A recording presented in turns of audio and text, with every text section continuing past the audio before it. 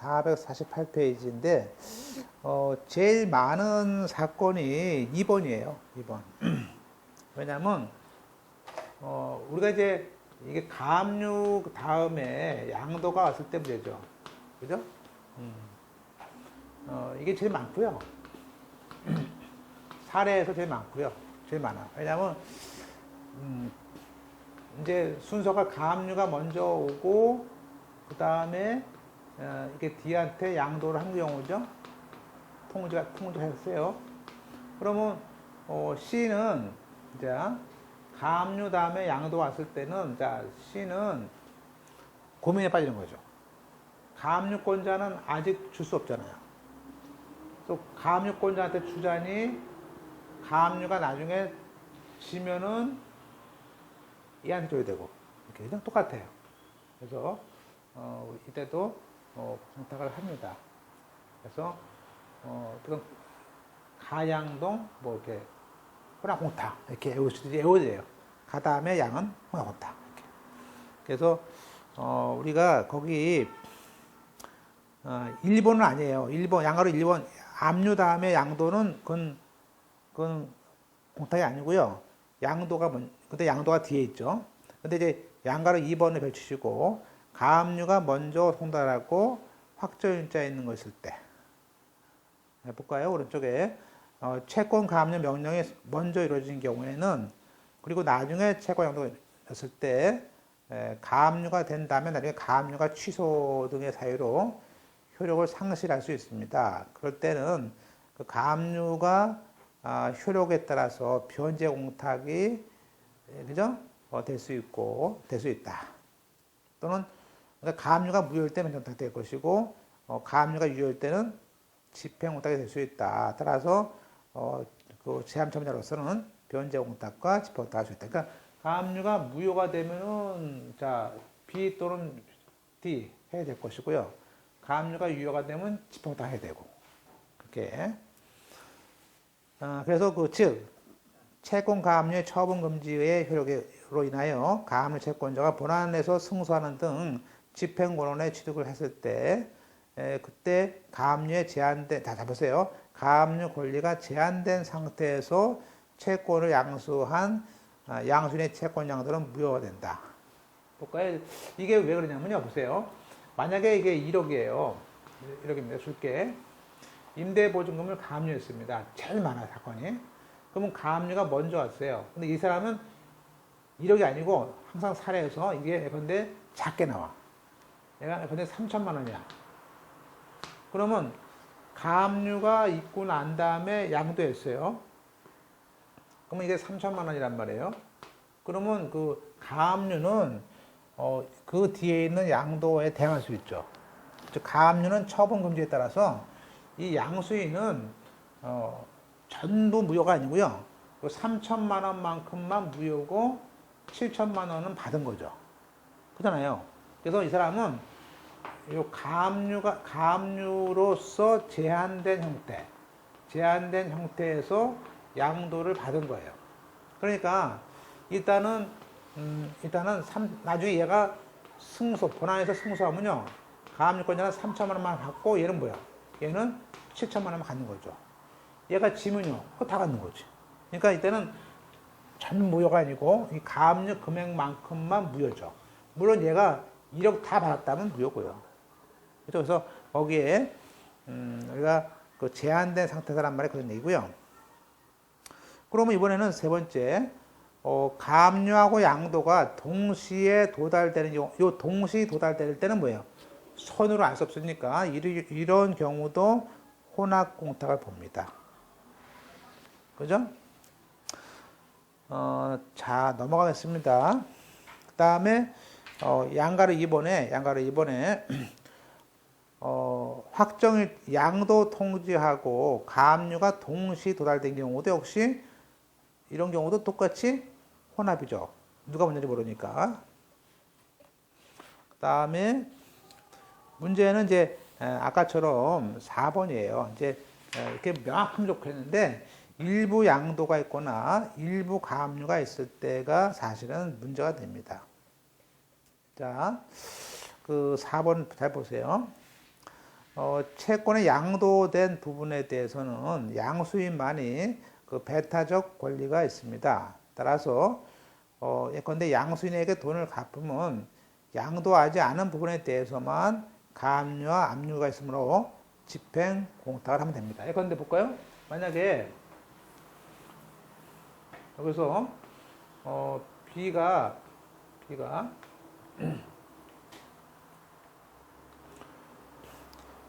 만약에 B가 K1한테 양도했어요.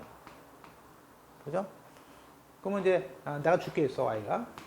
그러면 일단은 얘한테 내가 1억 줄게 있는데 1억 줄게 있는데 5천만 원만 양도했어요. 그리고 다시 여기에 B2가 들어온 거야. 가압류가. 또는 압류가 들어왔어. 이거는 1억이야. 그러면 당연히 양도가 일부 양도죠. 일부 양도니까 얘한테 5천만 원 주고 나머지 얘한테 5천만 원 주면 돼요. 그러니까 요거는 그냥 주면 되고요. 요거는 가압류니까 집행 공탁을 하면 됩니다. 5천만 원만 이렇게. 그러니까 일부 양도가 먼저 왔을 때는 걔한테 주고 나머지 공탁이야. 그래서 됐죠? 물론 이제 양도에 대한 다툼이 있었을 때는 혼합공탁 해야 되는 것이고요. 자, 이번에 2번도 마찬가지인데 2번도 이게 가압류가 있고 일부 양도가 있고 압류 있을 때 어떻습니까 이거죠. 자, 보세요. 우리가 그림을 보면요.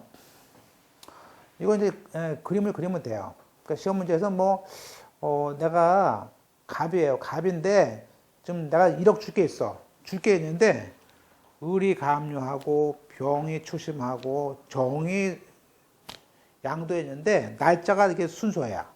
근데 가압류는 3천만 원이고 추심은 5천만 원이고 양수인은 5천만 원이야. 그럼 어떡합니까? 그럼 일단은 보세요. 일단은 1억이니까 가압류에서 여기 가압류가 3천만 원이죠? 그럼 3천만 원이니까 일단은 3천만 원을 뺀 7천만 원을, 자, 3천만 원을 뺀 건 뒤에다가 주면 돼요. 이쪽에 애들한테. 근데 추심이 얼마예요? 5천만 원이죠? 그러면, 자, 내가 1억인데 이 중에서 3천만 원은 얘 줘야 되니까 이건 주면 안 되고요. 묶어놔야 되고. 두 번째, 나머지 7천만 원 중에서 5천만 원은 주면 되죠. 5천만 원은 얘는 그냥 주면 돼요. 추심이니까. 줘요. 주고 그 뒤에도 누가 왔죠? 양도 받았어. 양수인. 그럼 얘는 얼마냐면 9천만 원 받았대. 9천만 원 받았지만 얘한테 줄 거는 뭐예요? 3천 빼놓고 5천 주고 남은 2천만 원. 2천만 원은 얘 줘야 되죠. 줘야 되죠. 그죠? 줘야 되는데 일단 주고 나머지 3천만 원에 대해서만 얘한테 줄지 얘한테 줄지. 혼합이죠. 가양. 그죠? 그래서, 우리가, 자, 을의 채권자, 가압류와 병의 추심명령은, 그죠? 가압류와 병은 채권 양도에 우선하기 때문에 채무자는 총 채무 1억 중에서 일단 병한테 5천만 원을 주고 3천만 원에 대한 가압류권자인 채권자 갑에게는 3천만 원을 아직 줄 수는 없죠. 가압류니까. 줄 수 없기 때문에 나중에 가압류가 장차 본압류로 올지 분명하지 않기 때문에 그때는 피공탁자를 갑 또는 정으로 해서 상대 불확지 공탁을 해요. 얼마를? 3천만 원을. 그리고 나머지 2천만 원은요. 나머지 2천만 원은 그냥 주면 돼요. 정한테 지급을 함으로써 면제가 됩니다. 그죠? 예. 됐죠? 예, 그런 것들을 알 수 있어요. 일견은 어렵 보이지만, 이렇게 주면 돼요. 그죠? 예. 다음에, 자, 이번에는, 다음 페이지에 일부 가압류가 또 있고, 전부 양도가 있을 때, 예, 어떻습니까? 똑같이, 이때는 전부 양도지만, 똑같이 그 가압류를 제외한 부분에 대해서는, 우리가 줄 수 있지만 나머지는 가압류된 부분에 대해서는 우리가 공탁을 해야 됩니다. 그죠? 그래서 두 번째 사례는 이런 얘기죠. 산수처럼 보이는데 이거 지금 시험 문제에서는 이렇게 쉽게 나오고요. 실무상은 더 어렵게 왜냐면 빚이 많으면 빚이 많이 들어와요, 이렇게. 그죠? 자, 우리가 1억 줄 게 있는데, 자, 가압류가 3천, 똑같이 했던 거예요. 3천만 원이에요. 근데 양수인이 1억이래. 그러면 어떡합니까?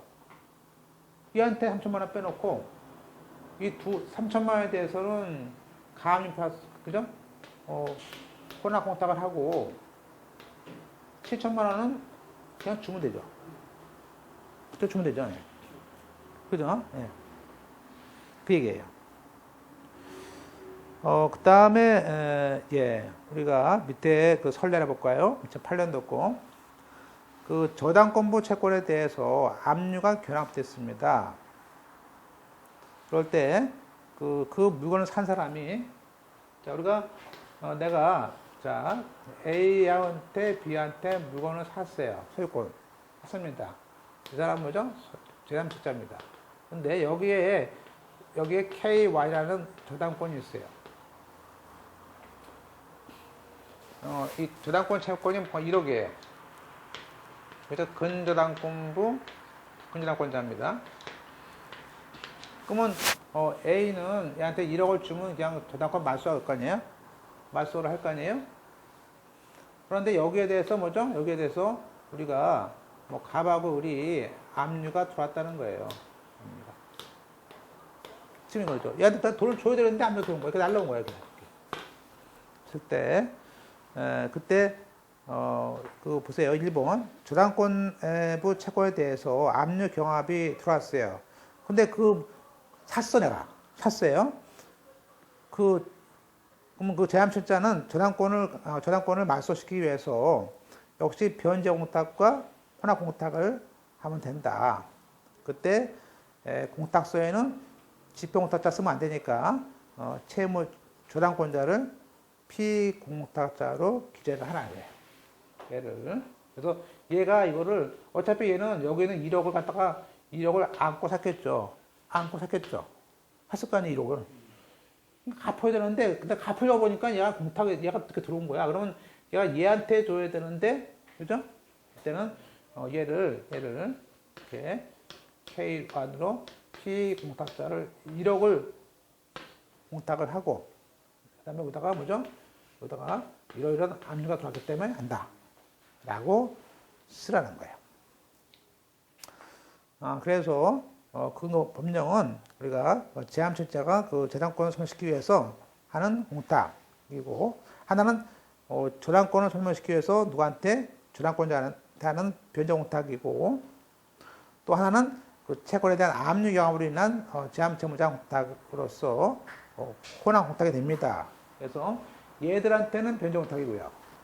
얘들한테는 지표공탁이고, 그죠? 이렇게 피공탁자를 뭐라고요? 저당권자를 쓴다는 부분을 이제 우리가 주의해서 보셔야 될 것 같습니다. 자, 그러면 우리가 이제 그 실무상은 사실은 좀 더 나가서 보면은 우리가 이게 변제공탁인지 지표공탁인지 그 혼합공탁인지를 선택할 수 있어요. 물론 이 사람이 그 다른 걸 다 무릅쓰고요. 꼭 혼합공탁을 해야 되는 것은 아니란 뜻이에요. 내가 선택할 수 있어. 근데 내가 선택을 하면 남들이 뭐라고 그러죠. 그죠? 약간 얘한테만 했어요. 그러면 얘들이 가만히 있겠어요? 자꾸 전화 오니까 그러니까 하는 거지. 근데 선택할 수 있어요. 그래서, 그건 선택할 수 있다. 보시고. 그러면 다음 페이지에.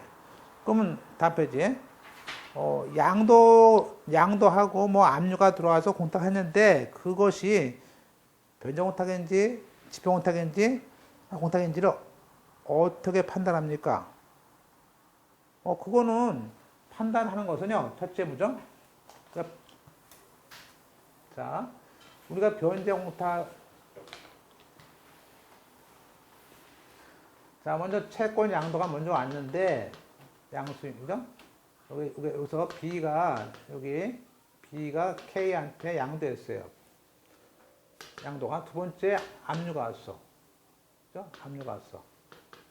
K1, K2야. 그럼 원래 양수인한테 줘야 되는데 이게 다툼이 있어요. 그래서 이 사람이 변제 공탁을 할까, 지평 공탁을 할까, 혼합 공탁을 할까 선택을 할 수 있으니까. 자, 변제 공탁을 하면 뭡니까? 피공탁자를 누구요? 양도인 또는 양수인으로 쓰면 됩니다. 그죠? 지평 공탁 할 때는 피공탁자를 기재하면 안 됩니다. 그러니까 공탁서를 보면요 차이가 나요. 썼는지 오른쪽 거 썼는지 안 썼는지 보면 알잖아요. 배웠던 거 복습이에요. 혼합 공탁은 역시 피공탁자를 역시 양도인 또는 양수인으로 하는 건 같지만, 그죠? 역시 또 지평공탁 같이 쓰니까 피공탁자를 집행채권자 쓰면 안 돼요. 그건 혼합이니까 이게 다 같이 있는 거 아니에요. 그죠? 이건 487조고 얘는 248조고 얘는 487조, 248조 다 같이 쓰고 그런 거죠. 그죠?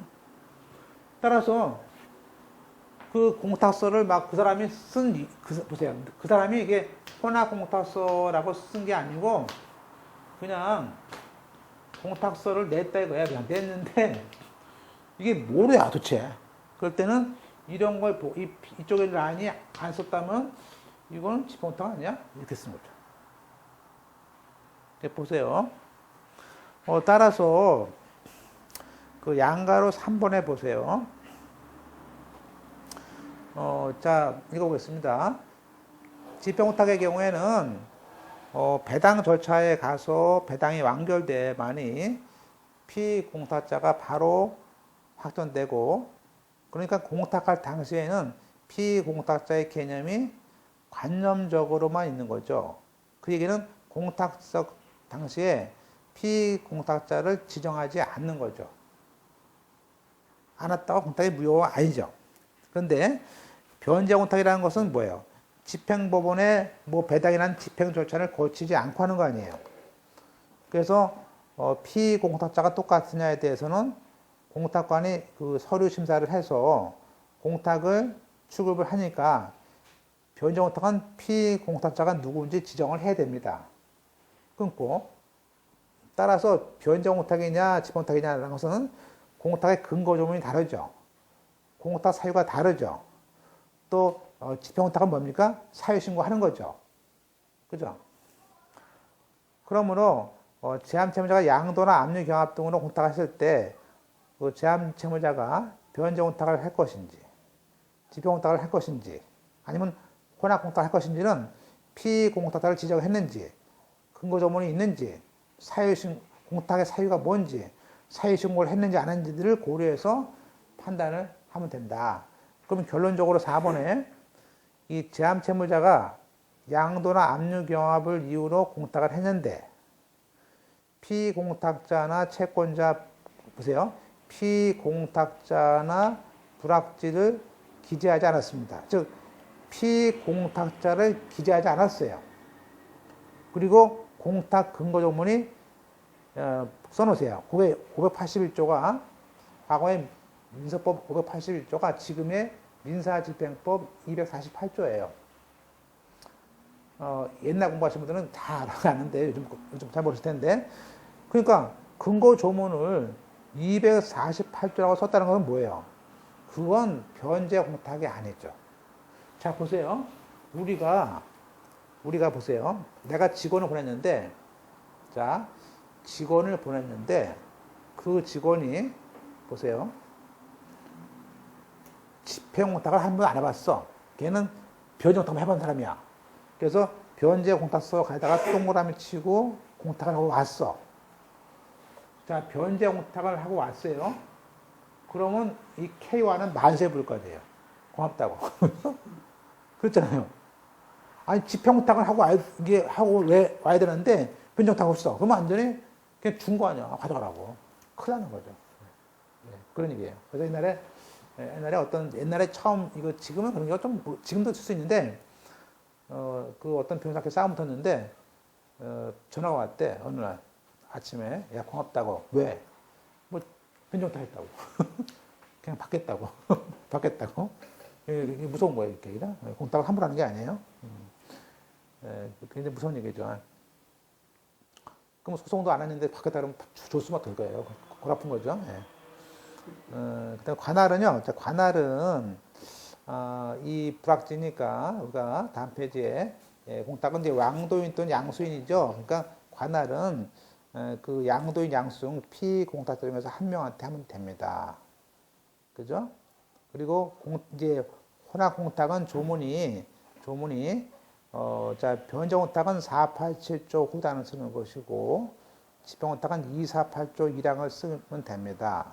물론 가압류일 때는 2구일제 쓰는 것이고 두 번째 동그라미 2번에 피공탁자 안에는 양도인은 집행채무자하고 즉 양도인 양수인을 쓰는 것이고 뭐 압류한 사람, 가압류한 사람들은 쓰면 돼, 안 돼요? 안 됩니다. 집행공탁은. 그 다음에 이제 원인 사실 쓰는 것이고 3번에 또 양도인 양수인들은 변제 공탁이니까 그 사람들한테 공탁 통지서를 붙이겠죠. 그래서 공탁 통지서를 붙입니다. 지금은 우편 봉투 안 쓰는데 옛날 얘기이기 때문에 나와 있는 거예요. 그 다음에 넘어가서 중요한 건 4번에 이 혼합공탁이라도 우리가 사유신고를 합니다. 사유신고를 해요. 다만 배당 절차를 진행하지 않습니다. 그죠? 좀 이거죠? 우리가 여기서 양도인 또는 양수인이라고 해가지고 그죠? 했는데 이것이 다툼이 있어요. 그래서 그 뒤에 압류가 갔습니다.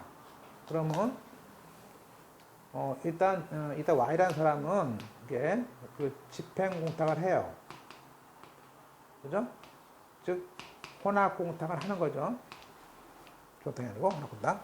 그러면서 자 공탁서에는 이제 Y라는 사람이 못하니까 피공탁자는 어디 뭐라고요? 양도인 또는 양수인이라고 쓰는 거예요. 그죠? 관할은 이 Y라는 사람이 뭐 목동에 살고 양도인은 목동에 살고 양수인은 뭐죠? 얘는 북부법원에 있어요. 도봉동에. 그럼 어디 할까요? 그럼 아무데나 하는 건 가까운데 목동에 하겠죠. 둘 중에 한 곳. 그리고 여기다가 압류에다 다시 쓰면 되죠? 이렇게. 그런 다음에 또 사유 신고를 합니다. 그 압류법원에 보내요. 근데 중요한 것은 이게 양도인이 이기면은 압류권자가 앞에서 할 것이고 양도인이 지면 양수인 거죠. 그러니까 그 재판이 끝날 때까지는 원래 사유 신고하면 배당 절차가 개시하지만 이때는 양도 양수가 다툼이 있으니까 그 다툼이 끝날 때까지는 그 배당 절차가 중지가 되는 거죠. 중지했다가 양도인이 이기면은 압류권자한테 주는 것이고 양도인이 지면은 양수인이 갖는 것이고 그죠? 이렇게. 그래서 일단은 거기에 동그라미 2번에 배당 절차의 정지입니다. 정지. 아셨죠? 자, 혼합공탁은 그 효력은 집행채무자가 진정한 채권자의 것을 발생하는 정지 조건부란 말이에요. 그래서 사유신고에다가 그 취지를 구체적으로 잘 적어야 됩니다. 또 혼합공탁을 전제로 하는 사유신고를 받은 법원은 채권의 양도가 유효인지 무효인지 아직 확정되지 않았다면 그 후의 절차를 진행하지 말라는 것이 2001년 판례예요. 따라서 사유신고를 받은 집행법원은 양도의 유효 무효가 되게 확정되기까지는 사실상 배당 절차를 진행하면 돼야 안 돼요? 안 되는 거죠. 그러면 나중에 압류한 사람들은 어떻게 찾습니까? 그거는요, 이 혼합을 풀면 돼. 즉, 양도 양수가 무효가 되면 된다는 얘기예요. 그걸 문서를 혼합 해소 문서라고 합니다. 즉, 집행법원에서는 그 배당 절차를 진행해야 되죠. 배당 절차를 진행하기 위해서는 그 압류된 채권이 압류 채무자에게 속할 때 받는 거 아니에요? 그래서 다시 말하면 압류 채무자인 양도인에게 귀속하는 것을 증명하는 혼합 해소 문서를 제출해야만 받는 겁니다. 그러니까 압류 채무자에게 채권이 속하지 않는다면 그때는 조건이 부성취돼서 사유 신고는 부술이 돼서 그냥 양수인이 갖는 거죠. 그죠? 그 표현을 잘 보시고. 예. 다음에 이제 따라서 공탁물의 지급은 결국에는 혼합 공탁은 결국에는 뭐죠? 그 배당 절차 개시 문제가 될 수 있기 때문에 회수할 수는 없는 것인데, 그러니까 혼합 공탁은 회수할 수 없어요. 일단은 보세요. 그럼 양도인하고 양수인의 다툼이 있으니까 양수인이 공탁금을 찾으려면 됩니까? 당연히 양도 통지한 후에 가압류 다음에 효력이 있을 때 양도인을 포함해서 가압류 채권자들 관계에서 공탁금 청구권이 양수인에게 귀속한다는 증명을 해야죠. 뭐 당연히 그죠? 그죠? 우리가 잘 보시면 이런 얘기죠. 자, 우리가 A, B, C를 보면요. B가 D한테 채권을 양도했어요. 1번. 그리고 두 번째, 뭐, 가압류가 있고, A와 뭐, 가압류가 있어요. 또는 뭐, 압류가 있습니다. 같은 말이죠. 그러면, 이 사람 C는 이제 혼합 공탁을 하죠. 그죠? 그렇게 한 다음에, 사유 신고를 해요.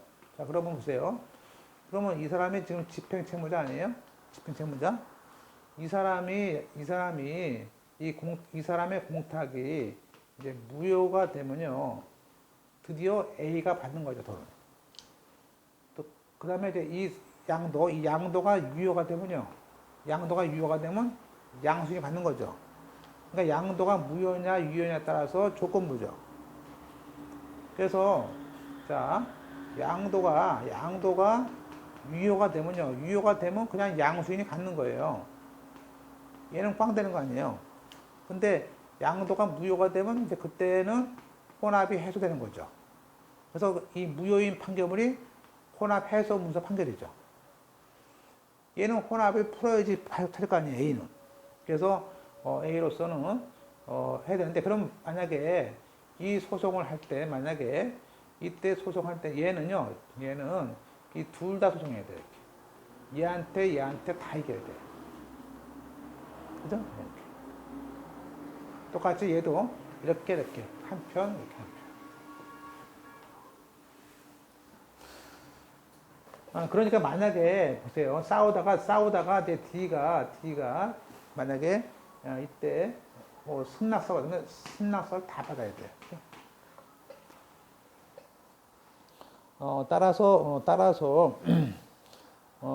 나오죠. 양수인은 그 양도인에 대한 판결문에 대해서 확정 판결문이나 승낙서를 가져온 것 외에도 가압류 채권자에 대해서도 그 판결문이나 승낙서를 가져와야 되는 것들이 있는 겁니다. 그죠? 자, 그 선례가 밑에 있습니다. 볼까요? 채권 양도 통지한 후에 양도인을 가압류 채권자라는 채권 가압류가 있어요. 지금 이 사건이죠. 근데 양도에 이렇게 의문이 있어서 채무자가 혼합 공탁을 했습니다. 그러면 그때 피공탁자인 채권 양수인은 어떻게 공탁금을 찾습니까? 양수인은 어떻게 찾습니까? 얘한테 둘 판결문을 승소하든지 이 두 사람의 승낙을 받아야죠. 그죠? 먼저 장래 채권까지 포함된 물품 채권에 대해서 양도나 확정 일자부 통지가 이루어진 경우에 다시 그 물품 채권에 대해서 양도인을 채무자로 하는 세권의 가압류가 있는 거예요. 그러면 이때 채권 양도와 가압류 간에 우열의 의문이 있을 수 있는 경우에 채무자는 우리가 487조나 291조를 근거로 양도인 또는 양수인을 피공탁자로 하는 혼합공탁을 할 수 있어요. 이와 같이 혼합공탁이 이루어진 경우에는 피공탁자인 양수인은 다른 피공탁자인 양도인의 승낙서, 그죠? 하고 판결문 외에도 잘 보세요. 가압류 채권자들의 승낙서나 출급에 대한 판결문을 가지고 오라는 거예요. 그죠? 그게 제일 중요한 얘기죠? 그렇게 하시면 될 것 같습니다. 자, 이제 끝으로 이제 우리가 그 2번만 보고 이제 그리고 좀 넘어갈 것 같은데요. 2번을 한번 펼치시고, 이거가 우리가 시험에 한번 나왔어요. 이게 좀 나왔는데, 좀 어렵죠. 볼까요? 한번 볼까요? 우리가 임차보증금 반환 채권에 대해서 일부 가압류를 했어요. 일부 가압류. 자, 일부 가압류를 했는데, 그 뒤에 양도는 전부 양도해서 확정일자 통지됐고, 이어서 추가로 세 건의 가압류가 됐습니다. 그럴 때 양수인은 어떻게 권리를 행사합니까? 뭐 빼고 하면 되겠죠?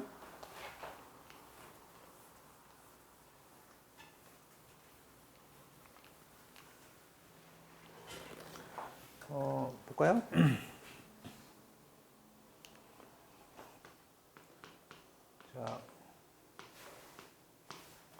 자, 여기 임차인이고요.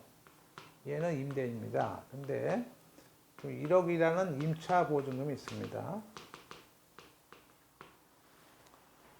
그래서 A1이 지금 A1이 3천만 원 받을 게 있어요.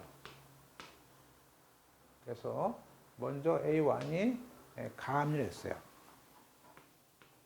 가압류의 채권은 복도채권은 B가 C한테 임대 기간 끝나면 받게 될 임대차 보증금 반환 채권이에요. 그죠? 그래서 가압류했습니다. 그 다음에 날짜로 여기 뒤에 채권 양도를 한 거예요. 항상 패턴은 가압류하면 양도예요. 패턴은. 왜냐하면 양도가 먼저 있으면요 그냥 끝나요. 못 받아요. 못 받습니다. 그래서 가압류 빨리 해야 되죠. 자, 그러면 보세요. 자, 우리가 양도는 전부 양도였어요. 그 다음에 뭐 A2, A3, A4가 이렇게 그 뒤로 연이어서 가압류했대요. 이거는 의미가 없어. 왜냐면 우리가 A1이 가압류하고 3천만 원, D가 양도받고 전부, 그 다음에 가압류는 무시하죠? 얘는 그냥 의미가 없어요. 그러면 아까 뭐죠? 3천만 원에 대해 아까 배웠잖아요. 3천만 원에 대해서 양도받은 사람은 얘한테는 3천만 원에 대해서는 안고 받은 거예요. 그러니까 얘는 7천만 원만 받고 일단 3천만 원은 다행히 얘가 지면 받고 이기면 줘야 되고. 그래서 따라서 이 가압류에 제한을 밟고 양도를 받았습니다. 그래서 그러면 원래 C가 그럼 보세요. C가 그러면 법무사한테 올 거 아니에요. 분명 물어볼 거 아니에요. 가지고 어떻게 쓰면 좋겠습니까? 물어보죠. 얘가 집을 나간다 그래요. 그러면 1억을 가지고 법무사는 얘한테 이 둘 사이에 이 혼합공탁은 3천만 원을 하세요. 하고 7천만 원을 얘 주세요. 그럼. 그러니까 C가 못 믿겠어. 법무사가. 그죠? 뭐 주려니까 또 줄 것 같아. 뭐 주위에서 또 그래요. 주위에서 다 주문 또 준다 그러니까 막 C가 불안해가지고 불안해서 이 사람이 뭐죠? 1억 전부를 부탁합니다. 그런 경우 많아요. 법무사분도 그런 사람 많아. 주지 말라 그래. 책임질까 자기가. 법은 이게 좀 어려워요. 그러니까 일정한 지역 같은 경우는 이런 거 사건 맡으면 글쎄 한 10명 중에서 한 명 정도 할까 그래요. 공부 안 해서 몰라요. 뭐 법무사 변호사가 다 공부한 게 아니니까. 그럼 보세요. 근데 이 사람이 원래는 3천만 원만 공탁인데 이 사람이 공탁을 1억 전부를 해버린 거예요. 자, 전부를 하니까 얘가 가만히 있겠어요? 방망 뜨는 거지. 아니, 뭐야, 바보 아니야. 나한테 7천만 원 줘야 되는데, 야, 7천만 원을 줘야 되는데 왜 나 안 주는 거야? 라고 합니다. 그죠? 네. 그죠? 한마디로 이거를 어떻게 할까라는 얘기죠. 그죠? 만약에 그러면요, 이 공탁 때문에 얘가 못 받았다면요, 얘가 얘한테 소장을 내요. 그럼 소송을 하면은 얘가 질 수가 있잖아요. 그래서 다시, 그러면요, 원래는 다시 7천만 원에 대해서는 공탁금을 타줄 수가 있어요. 착오로. 그래서 찾아가 줘야 돼요. 그런 문제예요. 그래서 볼까요? 그 사례만 보고 보세요. 자, 480페이지입니다. 자, 1번부터 볼까요? 임차인 갑의 그 임대보증금에서 일부가 의뢰에 의해서 일부가 이제 예를 들면 3천만 원 감류했어요. 근데 그 뒤에 채권 전부가 양도됐고 얘 추가 감류했을 때 그러면 갑하고 병 사이의 채권 양도는 그보다 앞에 감류한 을에게는 대항할 수 없죠. 또 양도 후에 이루어진 가압류는 그죠? 오히려 걔한테는 이길 수 있죠. 그래서 문제는 뭐냐면 그 앞에 있는 을의 가압류가 취소되는 등 효력이 상실되는 경우에는 그죠? 가압류가 취소된다면 그 임대인은 양수인한테 보증금 전액을 주면 돼요. 1억 원. 근데 반면에 을이 가압류에서 본압류로 압류 추심을 명령 얻었을 때는 일부 가압류된 금액 3천만 원을 을한테 주면 돼요. 또. 따라서 임대인으로서는 따옴표 친 거 보세요. 가압류 금액 3천만 원에 대해서만 피공탁자를 임차인, 양도인 또는 양수인 병으로는 혼합 공탁을 하고 사유 신고를 한 다음에 나머지 7천만 원은 별도의 공탁 사유가 없으니까 양수인에게 지급함으로써 채무를 면할 수 있다. 여기까지 답이에요. 그죠? 답이죠. 그런데 위 사안에서는 임대인의 착오로 전액을 1억을 혼합 공탁했어요. 그러면 이제 그 효력은 을이 가압류한 3천만 원과 이걸 초과하는 7천만 원으로 나누어 살펴보자 이거예요. 따라서 먼저 공탁한 중에서 가압류를 초과하는 부분은 가압류를 초과하는 7천만 원에 대해서는 공탁 사유가 아닌데 했죠. 그건 무효다 이겁니다. 따라서 착오를 이유로 회수를 할 수 있다. 문제는 양수인도 공탁을 수령하고 공탁을 그냥 출금할 수도 있다. 재밌죠? 착오니까 착오로 할 수 있대요. 그러니까 착오를 이유로 할 수 있다는 거예요. 자, 문제는 그러면 가압류가 된 3천만 원에 대해서는 나중에 가압류에서 본압류로 추심이 되지만 자 보세요. 가압류에서 우리 배웠죠. 가압류에서 본압류가 되면 공탁관이 뭐합니까? 사유신고를 합니다. 그래서 그 가압류권자는 배당법원에 지급위탁으로서 공탁금을 찾습니다. 좀 오래 걸리죠. 그리고 만약에 가압류가 취소가 돼서 실효되면 그때는 이제 채권 양수인이 뭐 1억에 대해서 통지서하고 가압류 실효 증명서, 취하서 등을 가져와서 출급을 하는 거죠. 근데 만약에 그게 가압류만 해놓고 본안 소송을 안 합니다. 그죠? 그때 집행권을 취득하지 않거나 또 가압류의 필요성이나 피보전 권리나 필요성이 소멸됐을 때는 채권 양수인이 가압류를 대위해서 본안 재선 명령 신청을 하거나 또 그 제소기간 도가로 인해서 가압류 취소할 수도 있고요. 또 돈을 갚았다면 사정 변경으로 취소할 수 있죠. 얘가 취소할 수 있죠. 그죠? 얘가 소송을 안 하면요. 얘가 채권자 대위로서 야, 본안 제소해. 하고 안 하면 그죠? 취소 신청해서 돈을 가져올 수 있죠. 그죠? 이렇게 해서 가져온 것이다. 네, 보시고요. 나머지들은 이제 그게 제일 중요한 거였고요. 나머지는 뭐 또 넘어가겠습니다. 이렇게 보시고 그다음에 예.